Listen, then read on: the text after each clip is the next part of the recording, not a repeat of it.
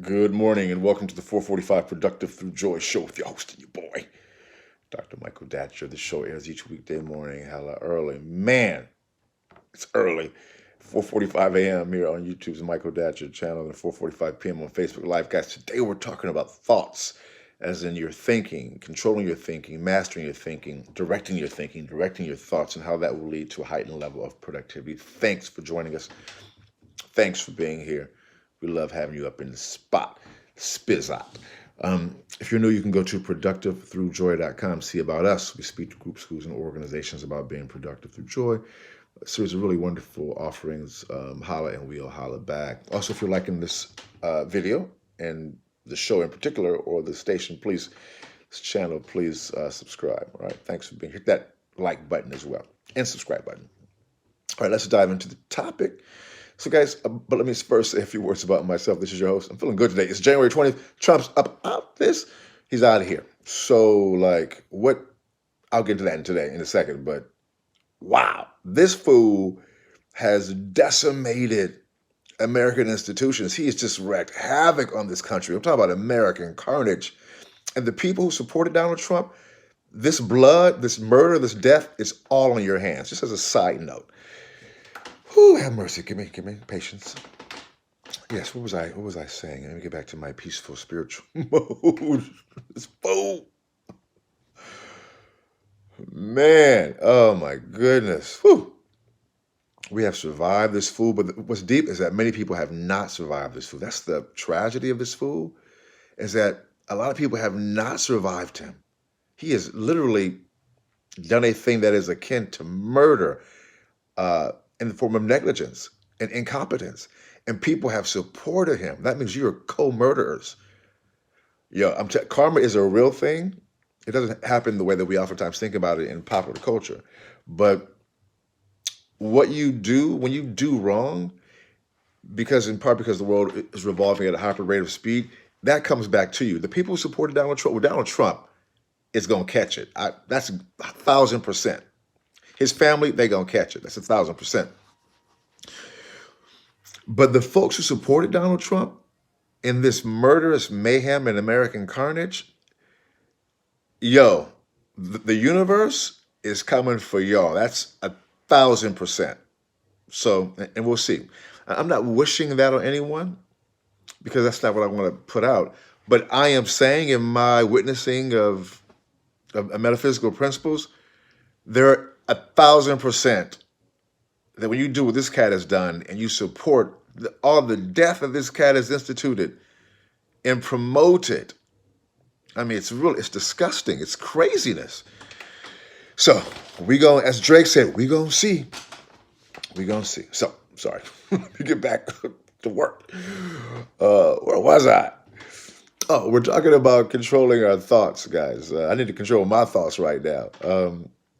I was talking about my background. Yeah. So I was saying a few words about myself. So this is your host and your boy, Dr. Michael Datcher, author of the New York Times bestseller Raising Fences, author of the acclaimed historical novel Americas, author of the Pulitzer Prize nominated Animating Black and Brown Liberation and Theory of American Literature. I'm the board president of a wonderful nonprofit here. I just saw it in my neighborhood, Leimert Park, one of our major buildings was on fire again. And then the total experience, I got to check into that. That happened earlier this morning. That's very fishy. That on the day that Trump's getting kicked out of this office, two of our major institutions were set ablaze. There were like 4 fire trucks. I mean, I got to see what's popping. Oh my goodness. Anyway, so my educational background is UC Berkeley as an undergrad, master's from UCLA, and PhD in English literature from the University of California at Riverside. Guys, I'm an expert at being productive. I don't say that to brag or boast. I say it because people are oftentimes surprised to hear that level of productivity when they hear my crazy background. I am the product of a young sister who was assaulted at age 16, gave birth to me. And God bless her. Praise God for Michelle, whose body I came through on. So let me just say, because I mentioned this story a lot, because I like to just keep it real, set the tone of whence I came. I want to say, praise God for Michelle for giving birth to me, and because she may watch this video one day, and I want her to know that I appreciate coming through her and she didn't raise me, but without her, it wouldn't be no me. So let me just kind of say that aloud today. That I appreciate you, Michelle, for giving birth to me, and wishing you as I do peace and blessings. All right. So, but yeah, at the time, no biological father, no adopted father. Difficult times for the young MD. Yet it's cool. Mo D famously said, "How you like me now?" And if I can be this productive and be so through joy, I know many people can. Let me clear my throat. Um, so, because I know that it's not where you're from, this really inspires this show, that story. That's why I tell the story each day, so I can just put it out there and let people know. Because a lot of people come from these difficult backgrounds, and you think, man, the 8 ball is too big to get from behind. The 8 ball I was facing and still facing, because we have those types of backgrounds. People who watch the show who have difficult, challenging backgrounds, like that's man, it's a lifelong journey, man. That's a journey of health and wellness that you have to really, because it can destroy you. I mean, having that type of background can destroy you, man, because that's part of your life. It's in your head. You got to deal with that every day. It's a lot to deal with, man. So, although I'm a grown ass man now, still that's there's no getting over that type of stuff. There's managing, getting through, being healthy as you can. I know that my story isn't unique. It's unique in terms of my details, but it's not unique in terms of facing difficulty. Certainly not in the Black community. So let me say that as well. My heart goes out to all people who are struggling. I'm thinking about this COVID and Black people. My neighborhood is on fire in Leimert Park. We go through so much. We Black people, man, my people, that we have. It's incumbent upon us, because trust me, the other folks, they do not care. At times we don't even care about our own selves, right? So as individuals, we have to not take that so personal. We have to do what we need to do to be healthy and still be giving and be about love, but take it upon ourselves to take care of ourselves, because ain't nobody coming to save us. You need to save yourself. And so I like to tell that story just to say that I feel you. And if I can do what I've done, have my level of survival and abundance, other people can in their own lane. And that really inspires this show, because I know it's not where you're from. Trust me, it's where you're about to go. So thanks for joining us here, guys. So we're talking about thoughts today. And point one is that you have the power to master your thoughts, to control your thoughts, to direct your thoughts. For a lot of us, including me when I was younger, still now I have to really work on this. I'm an artist too, so I'm a professor, but I'm also an artist. So I'm a writer. My mind's all creative and all over the place, which isn't bad. When you're a creative person, that's actually good.